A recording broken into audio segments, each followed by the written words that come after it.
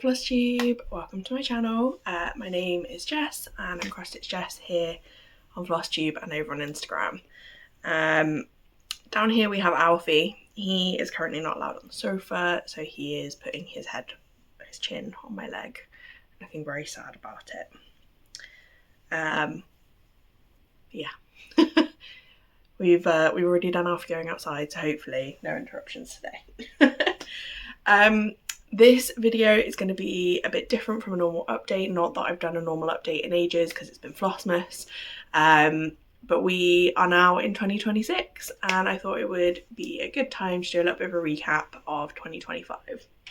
I'm not doing a whip parade this month. I'm going to do that. I'm going to do that next month just before March Madness because it's a good time to reflect on all my whips and pick which ones are going in.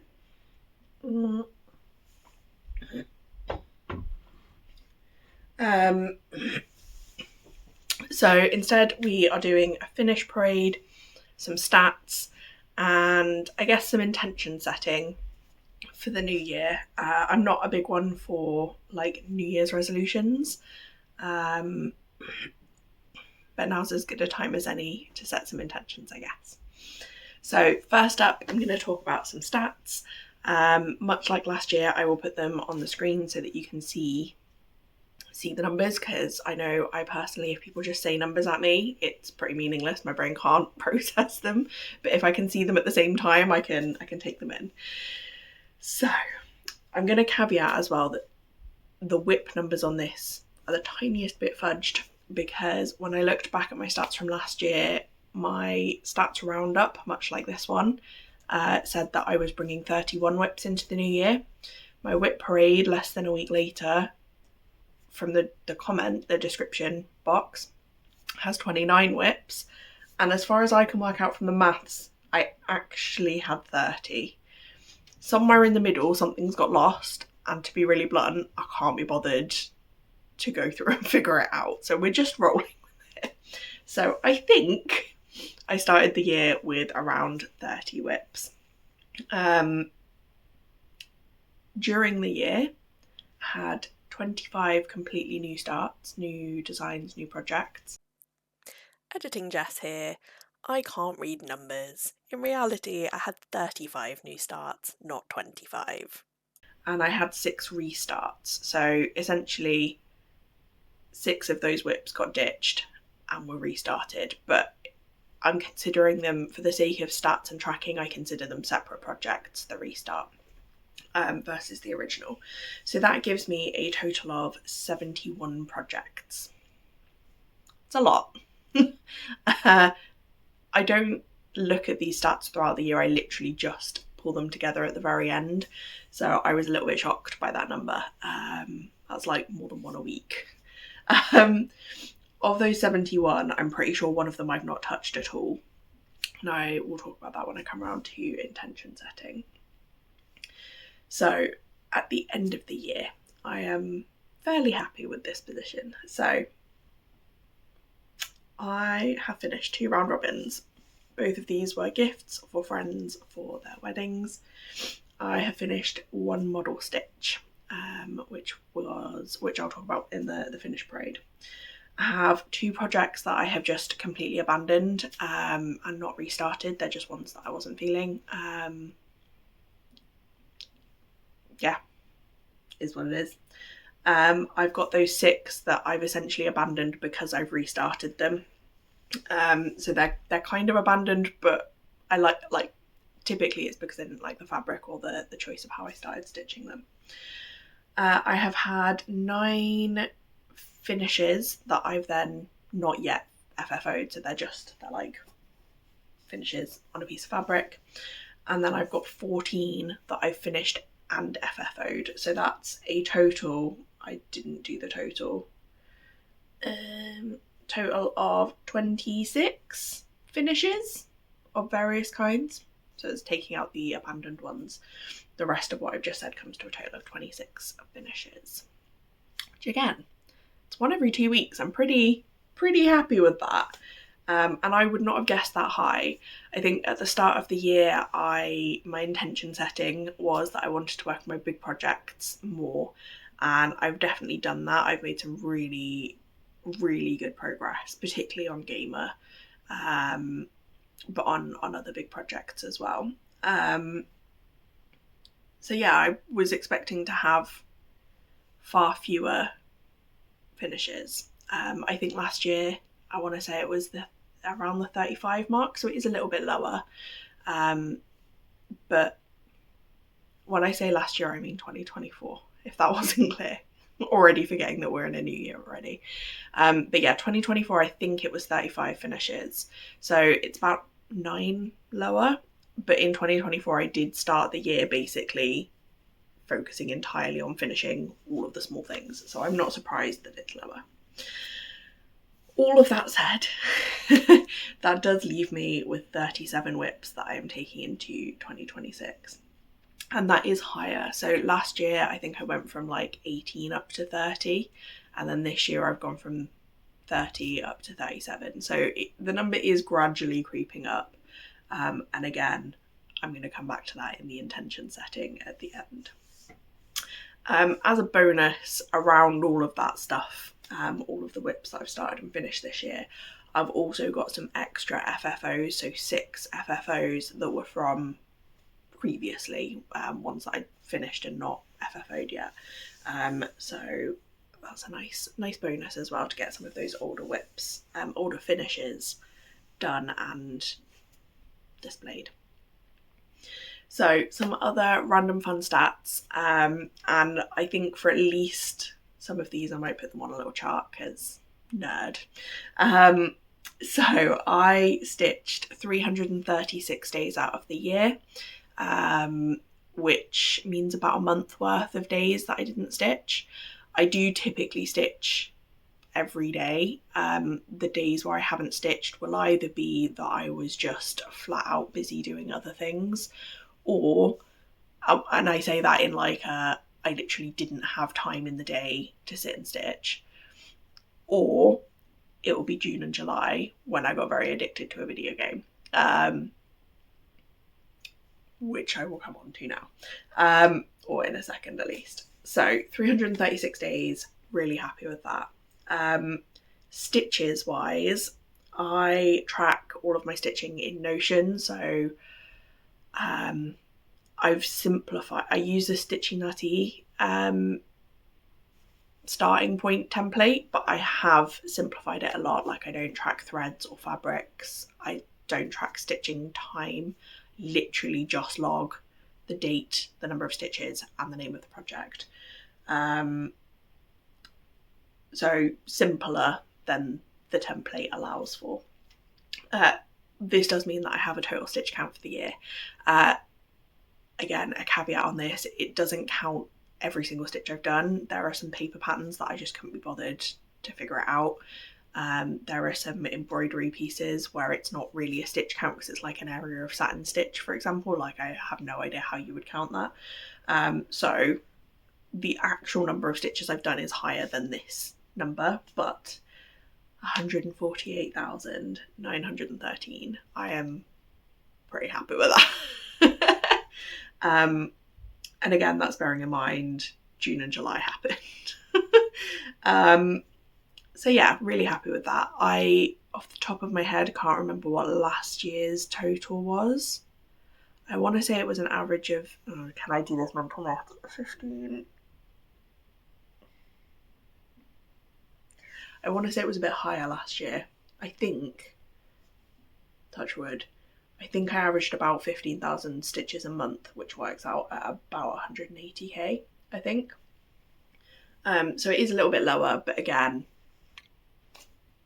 I mean, basically June and July happened. That is the gist of it. So I've also gone through and worked out how many stitches I've done each month, and that I will put on a little chart for you. Which I haven't yet created, so creative license here for me to make it up as I go and make future editing just do the work. So some interesting ones to pull out, I guess. So these sort of range. My lowest month was July, just over 4,500 stitches, and then June was 8,400, 8,500 if we round. Both of those months I was playing blueprints, and I put in like a lot of hours on blueprints. I think I 140, maybe more. I was very addicted. It was like all I could think about. If ever there was an autism hyperfixation, that was it. I woke up at like 5 in the morning once and was like, I can't sleep, gonna go play blueprints. It's a really, really good game if you like puzzles. So those 2 months were my only ones that were under 10k. Most of the rest range from sort of 10 to 13 for the most part. And then a couple of standout months. So December was 15,000 stitches.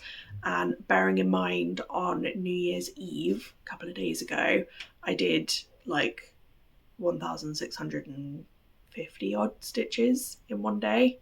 I'm not surprised. Like if you took away that one day, this would fall back into the normal kind of category of 10 to 13,000.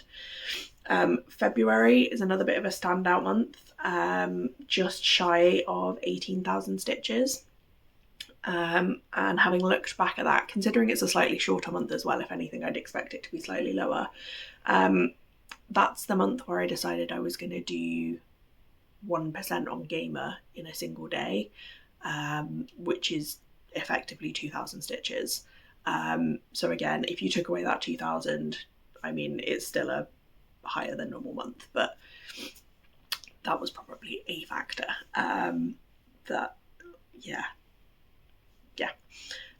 Which leaves my highest stitch count month, which was May.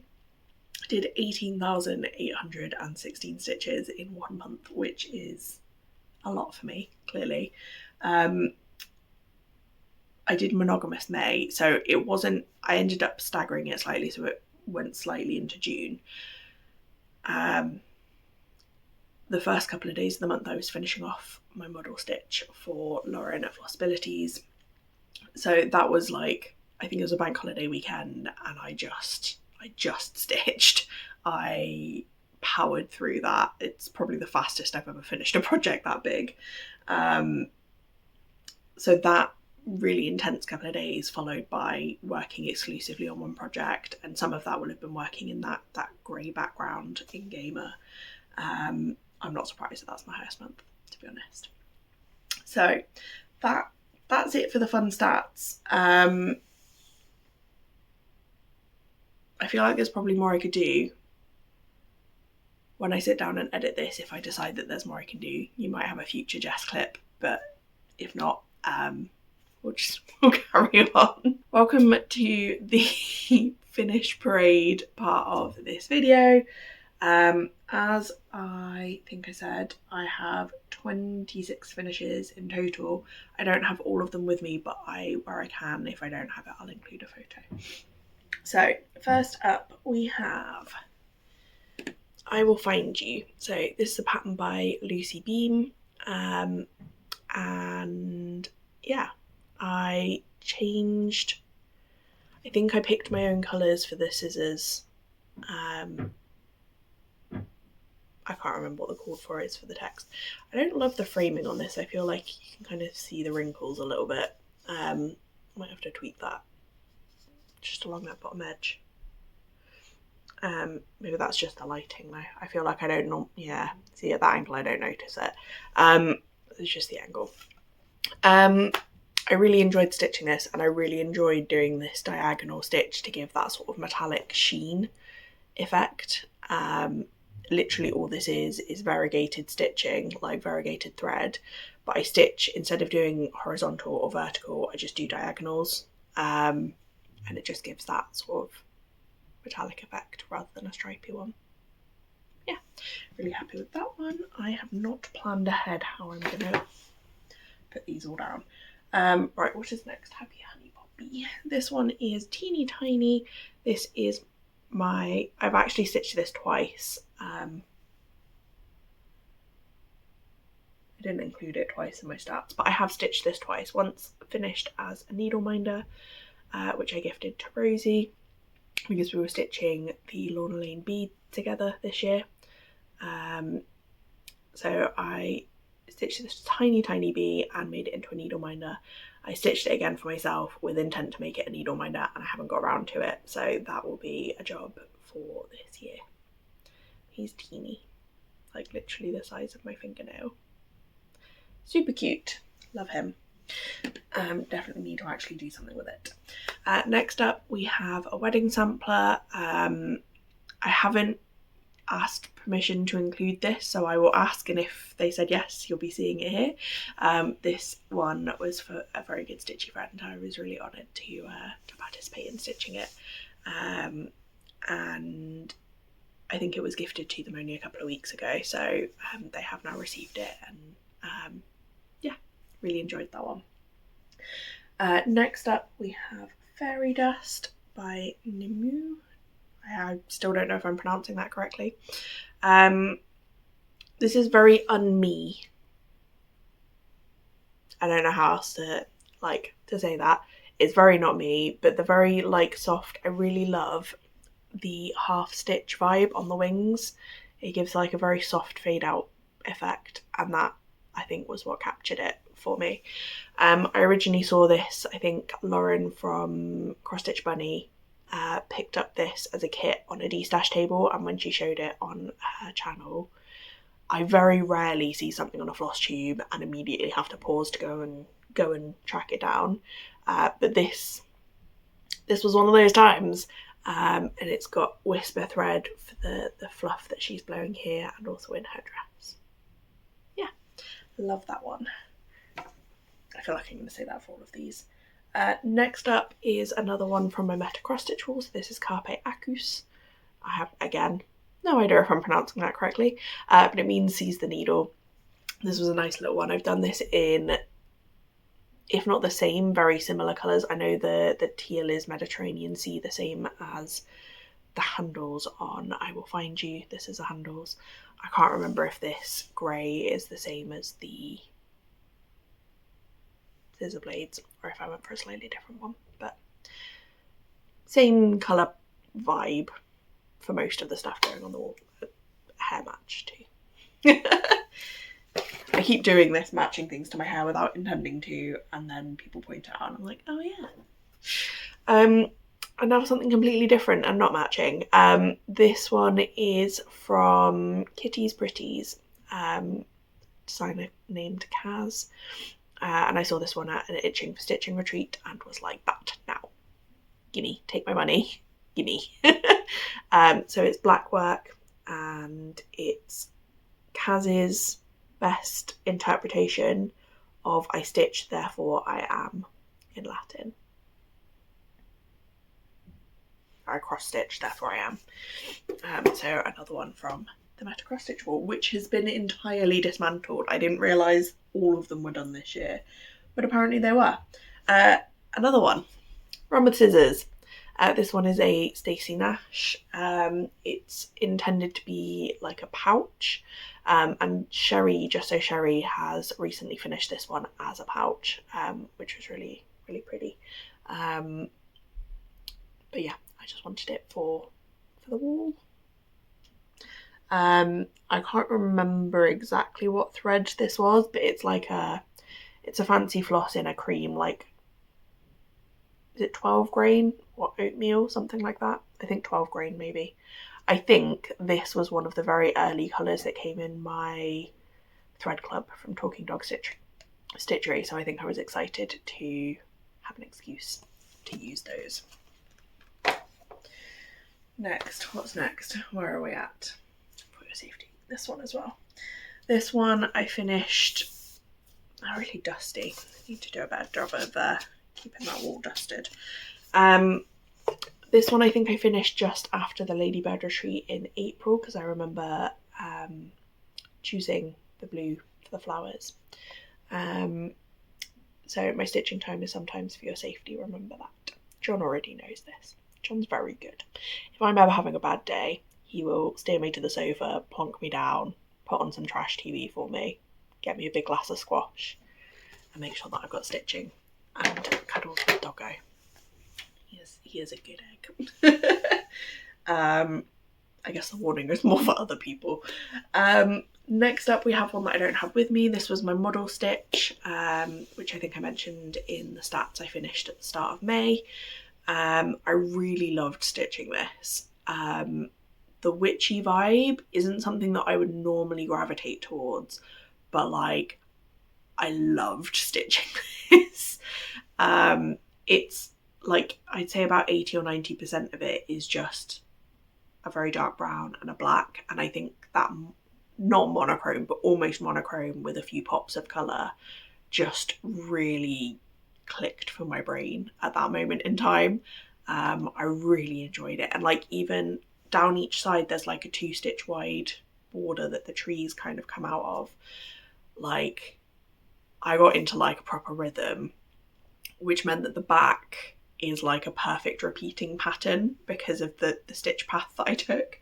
Like, that made my soul so happy.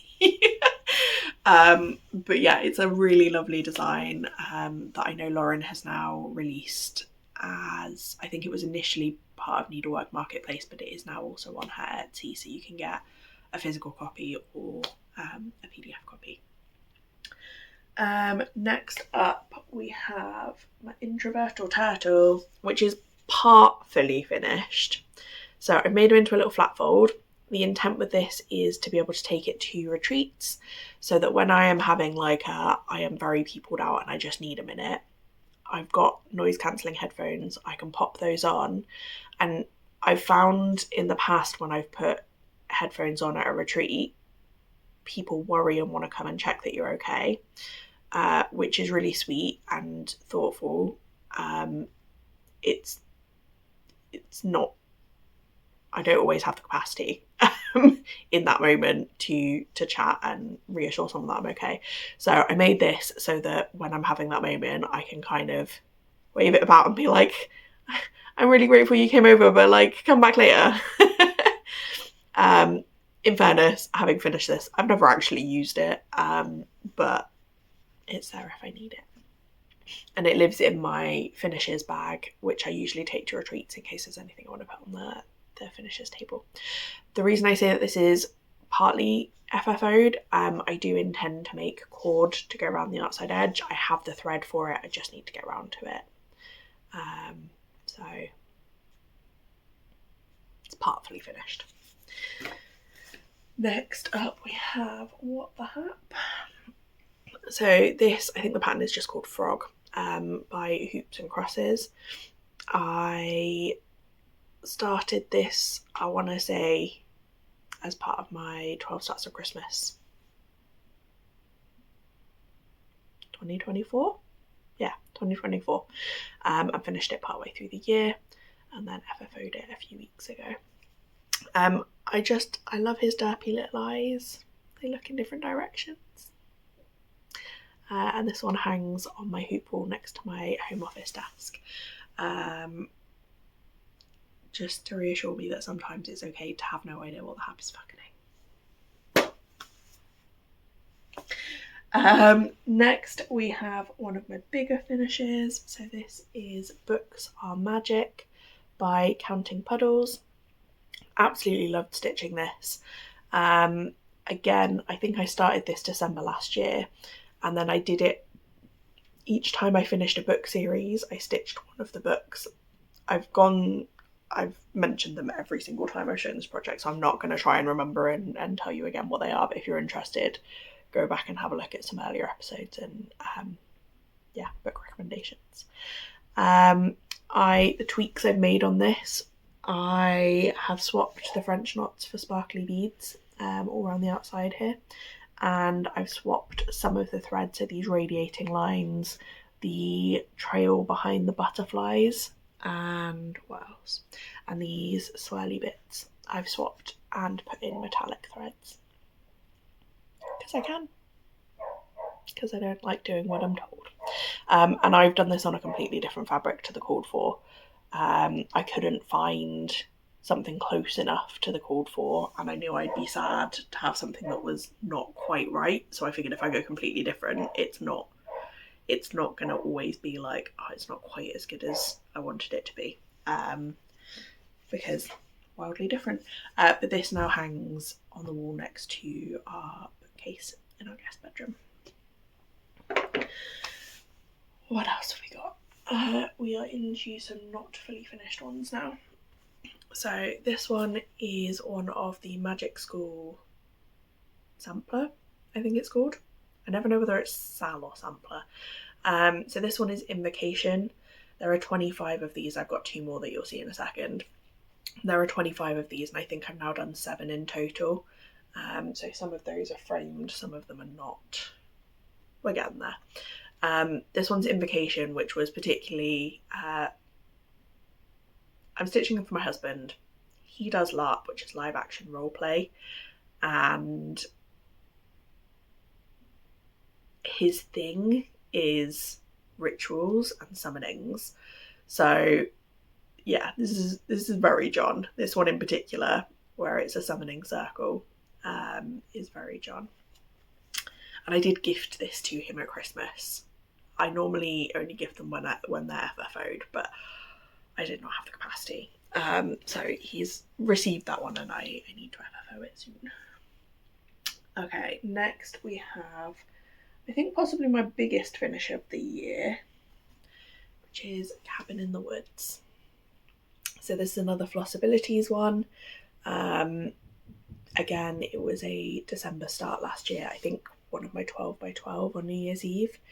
I dyed, no, was it? I think I ended up actually starting this in March. I think it kept coming up in my March Madness, and every time it came up I did another round of dyeing on the fabric because it kept not coming out how I wanted. So by the end of the month I then actually managed to start it, and I think it might actually have won. I think.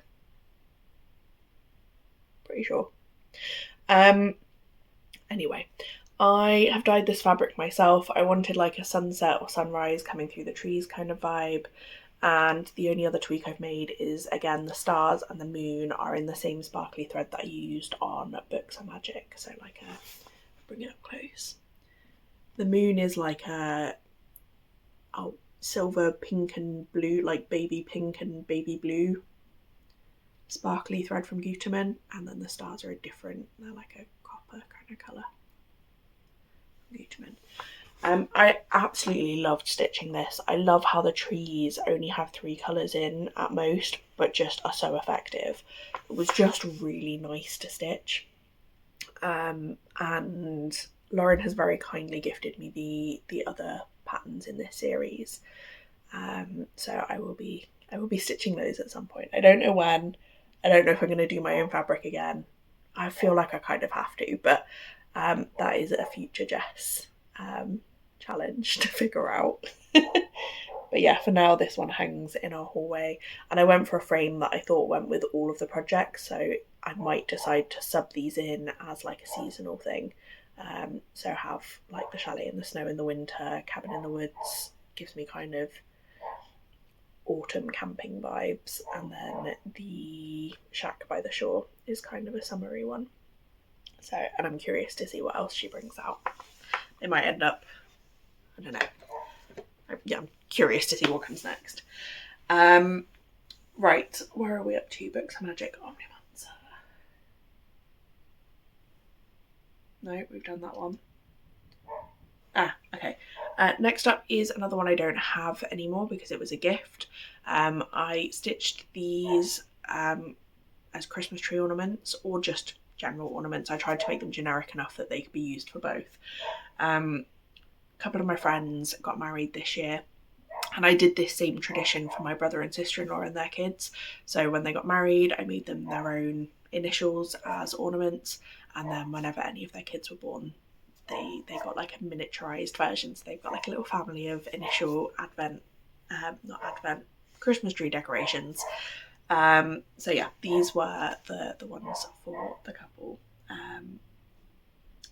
And they when they put their tree up, they sent me a photo of them like front and center. So I'm so glad that they liked them. Next we have Carpe Acus again. Might look familiar. It's the same project on the same fabric. mostly with the same threads, I think.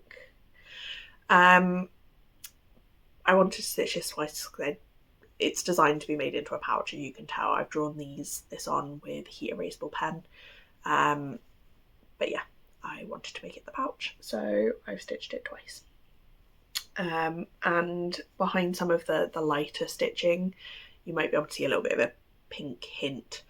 I marked out the pattern with heat erasable pen, but I can't remove that without removing the outline, so I need to like construct it before I iron it,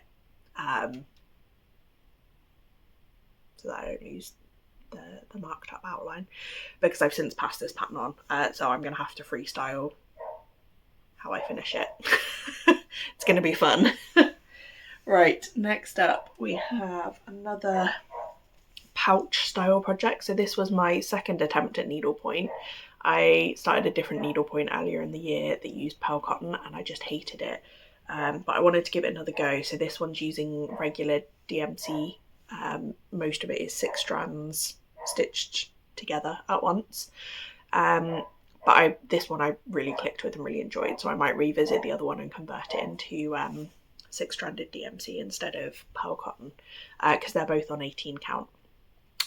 This is going to be a scissor pouch, so you sort of sew the 2 halves together, you make this into a little tab, and you put a cord from this to the handle of the scissors. So this end will be open, this end will just have a little slot with the cord going through, and then when you're done using the scissors, you pull the tab and it pulls the scissors back into the pouch. So again, something, I think I finished this back in September, I just need to get around to FFOing it. Where are we up to? Only 3 to go, so I've got more than 3 here. Have I missed some? Oh no, load more. Hadn't shown me the full list. Okay, more than 3 to go, sorry. Aurora Borealis, Mill Hill. This is my first Mill Hill that's this big. I've done a couple of the small ornaments before. This one was inspired by Beth. I think she was stitching the Stitch Rovia Aurora Borealis style project, and every time I saw her work on it, I was like, I need an Aurora Borealis project. And I think that was at a Ladybird retreat, and then I saw this in the Hawkins Hobbies shop and was like, that one's coming home with me. I neglected this for a really long time because I don't love stitching on perforated paper, but you'll see in a second. I got one of the magnetic frames from Talking Dog Stitchery again in September at the Essex Needles retreat, and that I couldn't put it down. It was done within a couple of days. So yeah, definitely recommend those, and again you'll see it in a second. Next up was my test piece for my first fancy lady, which is The Legend of Freya. I wanted her to be floating, so I did this test piece where I stitched on organza, so it's completely see-through other than the stitching. I found this one really boring because it's just blue, but obviously Freya isn't just blue, and lots of things went wrong on this. I've tried out 3 different approaches to the sparkly thread. I tried Krynic, I tried Petite Treasure Braid, I tried Petite Treasure Braid with 2 strands rather than 1 because the 1 strand was a bit gappy. We ended up going back to the called for Krynic. But basically I stitched this with waste canvas, so a piece of essentially thin Aida. But if you're going to do this, make sure you use actual waste canvas. Don't try and pull apart Aida. That gives you the guide of where to put your stitches, and then when you're done, you pull the strands of the waste canvas out to leave just your regular fabric behind it. Yeah, I cut a hole in this. It is what it is. I don't say this to put myself down, I say it to point out that things go wrong and they can still come out looking pretty good. But if you're interested in like the methodology behind this and behind Freya, I'm doing a series. There's only one up so far, although I've recorded 2. I just need to do some editing.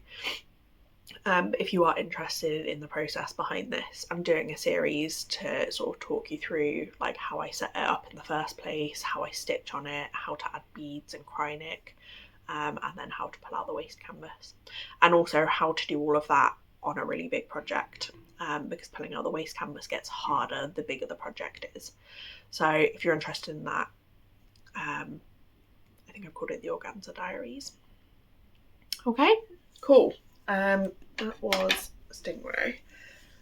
Next up, we have a teeny tiny one. So this is my first attempt stitching on 46 count. It is over 2 rather than over 1.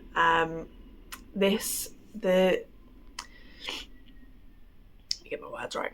I stitched this at Stitch in London. One of my lovely table mates had given us a little kit to stitch the snowman on, like a bigger piece of, I think, sparkly Aida. I decided to use my so Marie, who organises it, also gives you a kit to stitch an exclusive, and she lets you pick a piece of fabric from her shop, like a little, I don't even know what size this is, 16th, 32th, I don't know. But I thought it would be a perfect time to have a crack at some higher count. So this is 46 count, and I finished him in like the equivalent of a day. I think it was, I started one evening and finished it the next morning. He's super cute, and will get made into an ornament for next year. Okay, next up we have another Mill Hill. So this one is called Bewitching Pumpkin, and this kit was very kindly gifted to me by Lauren from Cross Stitch Bunny when she finished it at the Floss Friends Retreat in October. And I had, well, the sort of leftovers in the kit. I had some 18 count perforated paper, so I used the threads and beads from the kit on my own perforated paper. So this has come out even smaller than it's designed to, but I do like the smaller stitching. And this is the magnetic frame, so it's got a front half and a back half, and they've got magnets inset. You can kind of see shining there. And you just trap the paper in between, and it just means you've got something to hold that isn't the paper. I find if I stitch on Mill Hills without this, they bend. They get really bent and wonky. I'm not going to FFO this until I found something to put here. I do have an idea. I've seen a pattern that I think I want to do on this. And once I've sort of filled the space, I will FFO them all together. That's that one. We're on to the last few now. Yeah. So another one of the Magic School samplers. This is the only one I've done so far that's not been black thread on a colour, but for the void tile, it seemed perfect. And that was very much inspired by Rachel from Stitchy Ecology. She and I have started stitching these together, and then Shawnee from Stitchosaurus. I always get Stitchosaurus and Sarcastosaurus the wrong way around. I'm pretty sure it's Stitchosaurus. The three of us are stitching these together, doing one every 2 months. But Rachel wanted to do this one light thread on dark, and it very much made me ditch my planned fabric to do this instead. Ooh. It's another one that John got gifted unfinished. Next we have, so I Will Find You that I showed you at the start with the scissors. I stitched that again for my hairstylist Gavin. I tweaked it slightly, so instead of saying fabric scissors, it just said scissors, and I added the little flick that hairdressing scissors have. But that one has been gifted at the start of December, I think, whenever I last had my hair done. So I don't have that one. I can't remember if I took a photo, but if I did, I'll pop it in. Penultimate finish, which I realised as I was getting this out maybe isn't a finish. So this is again a Magic School sampler. This one's the Artimancer or Artificer or Clicky Clacky Boy, because that's what we called the Artificer in our Gloomhaven campaign. This one has just the bow is in a different colour because for part of my advent I was trying to incorporate my thread advent colours into the project. So I very quickly gave up on that, I'll be honest. But the reason that this is not as finished as I thought it was is I realised on this tag that I said I was going to do the border. I do have one handy with the border. Sneak peek of one of my other FFOs. This sort of symbol border that goes around the outside. I was going to do that on this one as well, and I forgot. I don't particularly enjoy doing it, so I'm not surprised that I forgot and skipped past it. But I will probably go back and add that because this piece of fabric has a space for it and I want a mix of them with and without. So I'm going to have to do it on some of them because otherwise it's just going to be that one that gets it and it'll look weird. Cool, that is the last finish that I have to show you, and then one final one, the same couple that I did the wedding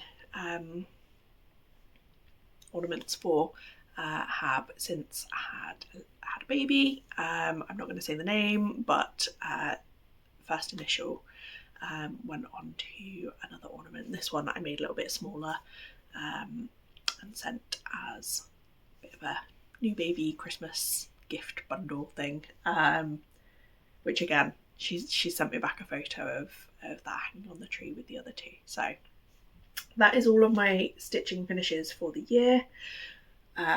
26 of them, which is nuts again. And then the couple of bonus ones that I have for you are some FFOs from previously, where I'd stitched them previously and then FFO'd them this year. So the first one I held up a second ago, so you've already seen. This one is the Pyromancer, so the fire installment, I guess, of the Magic School sampler. We have, I don't know what order to do these in, I didn't have an order. Another Flossabilities one, so this is the Halloween pillow. This was my first lesson in be really careful washing hand-dyed fabric because it all went a little bit pink, but I really enjoyed stitching this. And this is where I discovered the whole diagonal stitching thing on the wolf. I really liked how the pumpkin came out at the start and then had like a full-on journey, I think I went around this way, of like, how on earth do I get this fancy floss to look nice? And then by the wolf I feel like I nailed it. We have two little hanging ornaments. So these are primitive hair, can't remember what the pattern's called, Christmas Carol something. And I've done them with some beads. So these little one-off bits in the white are beads, and then for this the snowflakes down the middle are done in beads. Really love having those. This one is quite an old finish, like from before Flosstube, I think. I can't even remember what it's called. It's meant to have some text on the bottom that says wired differently. I think I bought this not long after my autism self-realisation. I wanted to stitch something that made it a positive. But yeah, I finally got around to putting this one in a hoop. And as with all of my hoops, I do them with the spiral backing, which I promise I'll do a tutorial soon. I've been asked so many times for a tutorial on that, so that's on my radar. I've just not got there yet.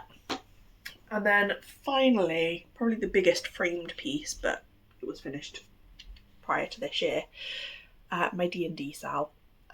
So this one, I haven't said, but several of these, so Books of Magic, the Aurora Borealis Mill Hill and Cabin in the Woods, and this one have all been framed by Atelier Framing, who I highly recommend. She is fabulous.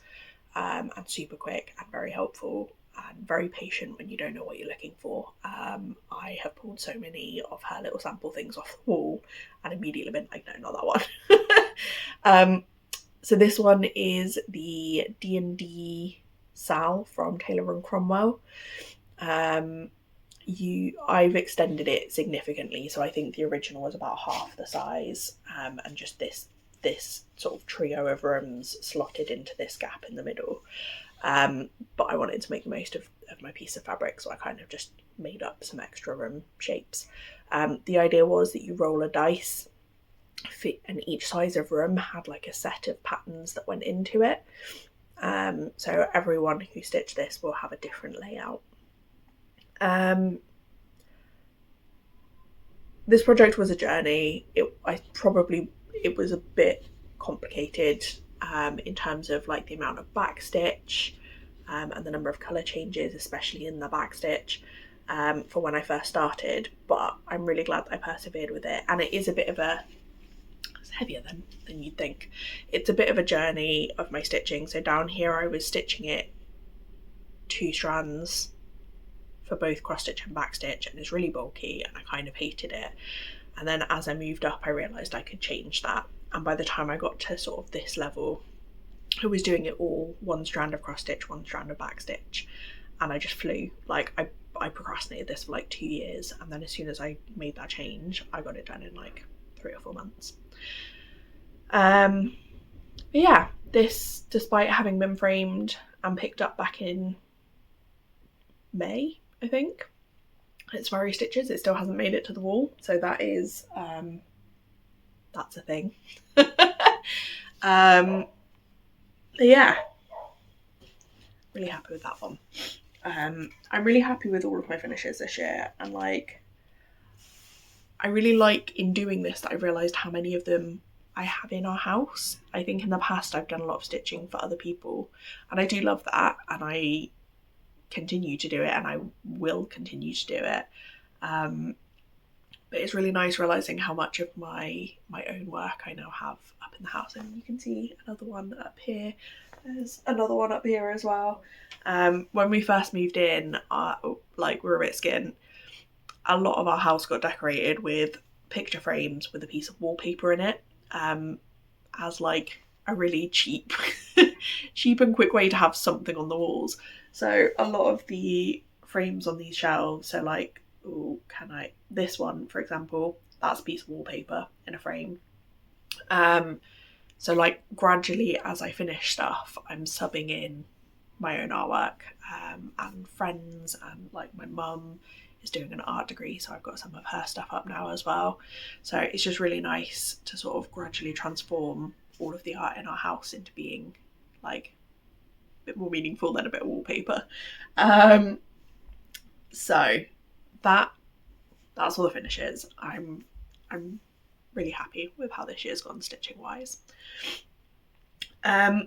So on to the final section of this video.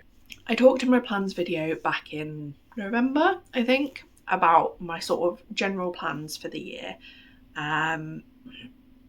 That was primarily focused on December, but since then I've had a bit more of a think, and I just wanted to do like a little, I'm thinking of it as an intention setting, rather than like really strict, you must do this in this month or by this date.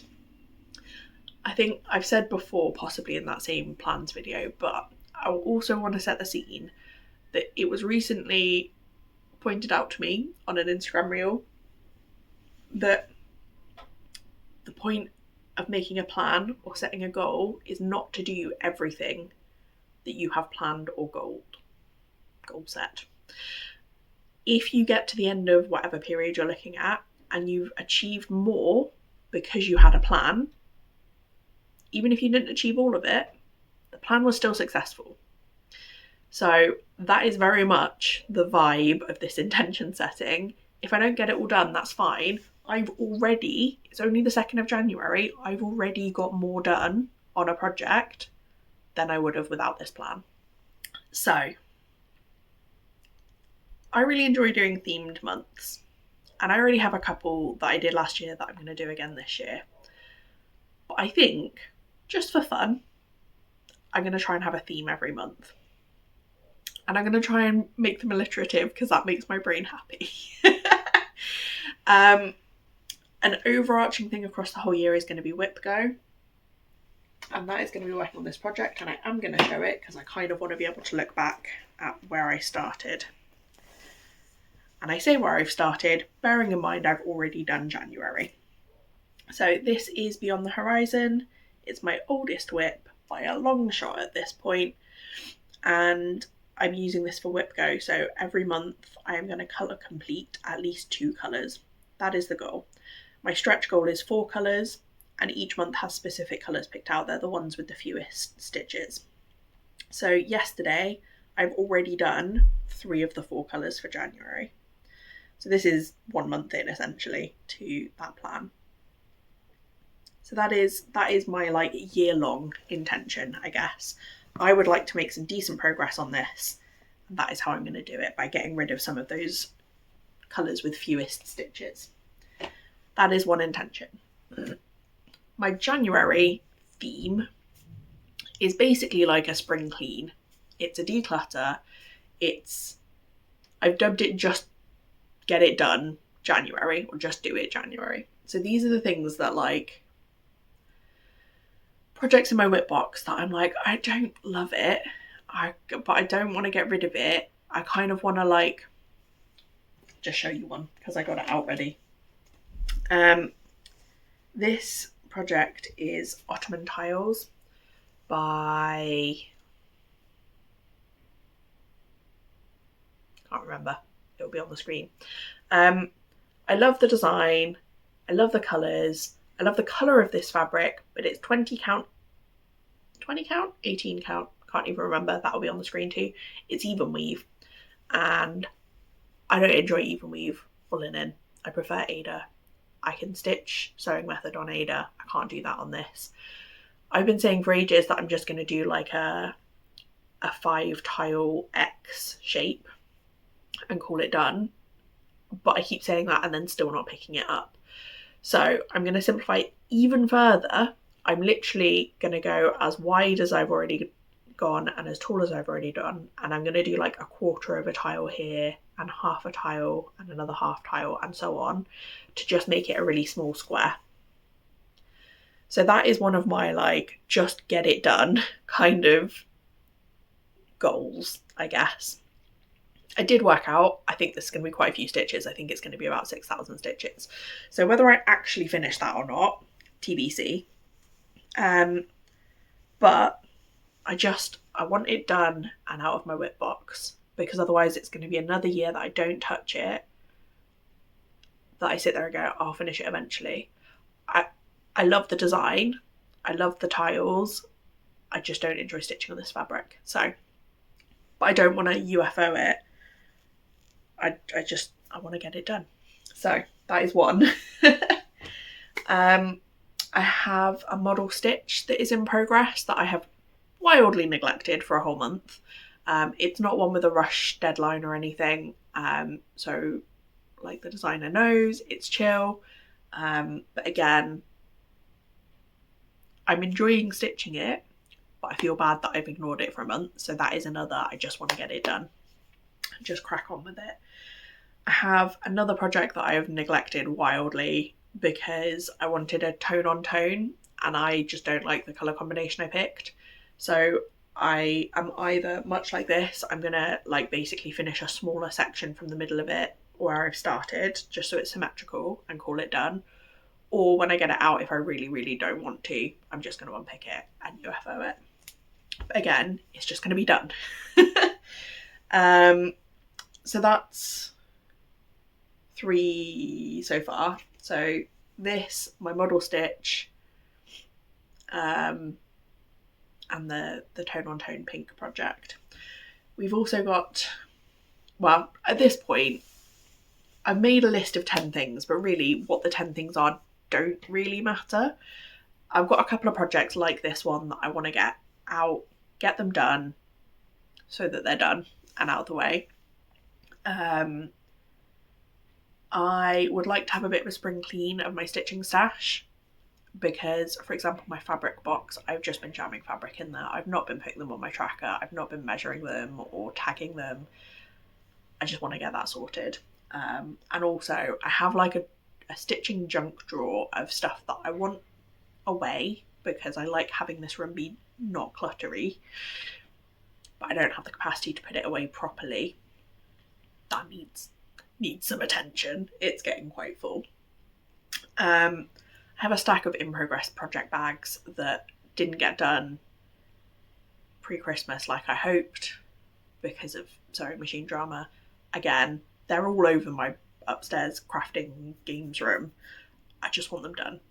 And then there's a couple of floss tubes. So I've been saying since I started that I'm going to do an Autism Ask Me Anything. I have the questions people have sent in. I now have my Autistic AF project. I just need to get it done. I just need to sit down and do it. I might even do that tomorrow because John's out. Be a nice peaceful time to do it. And then the other Flosstube one is my Organza Diary series. I filmed my second one of those back in November and I still haven't edited it. I just need to get around to doing it. So that is the vibe for January. We have just get it done for all those things that I've been procrastinating. For February, we're going with FFO February, and I have a list of things that I have been putting off doing, like the cord for the introvert or turtle. I've got a project from 2 years ago that I've had the frame for 2 years and I just haven't got around to actually putting it together. The little miniature bee as a needle minder. Like, basically I've picked a bunch of different ways to FFO things and I just want to get them done. I think Beth from Beth Chadwick here, Stitch with Beth on Instagram, she was saying the same, that she's got a bunch of stuff that she's not FFO'd. So I've suggested that we have like a bit of a workshop day and we sit down and do a bunch of FFOing together. So that's January and February, and then March will be March Madness. But yeah, the intention isn't to do everything on these lists. The intention is, by having the lists, it will encourage me to get more done on more targeted things. The washing machine's getting very loud. Than if I didn't make the list and make the plan. So that's where I'm at. I am looking forward to the year. I've got some really nice plans throughout, both stitching and non-stitching, and I'm really excited that in a year's time I'll be able to come back and see how far I got with all of these intentions, these goals, and with my projects in general. I guess the other intention is to still carry on focusing on my bigger projects. I will always pick up small projects when I need to, when that's what I have the attention span for, or when I'm travelling and that's what's easy. But I do want to keep progressing my big projects. And I have a plan for that as well, but I've decided to trial out the plan without having talked about it to see how it goes before I decide how much to commit to that plan, if that makes sense. I feel like that was very evasive of me, but hopefully it will become clear when I do share that plan, which will probably be in about a month's time. We'll see how the first month of the year goes.